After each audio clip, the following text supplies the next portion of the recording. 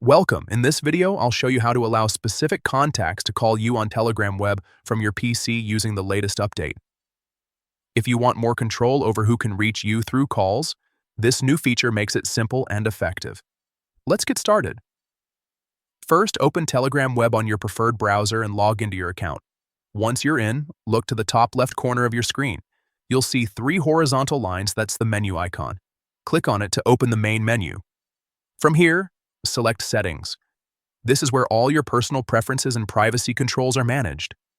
Inside Settings, click on Privacy and Security.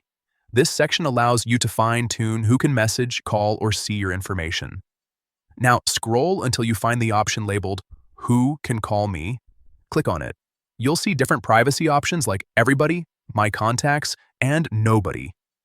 To keep your calls restricted to people you know, choose My Contacts. Once you've done that, look for the section called Always Allow. This is the important part.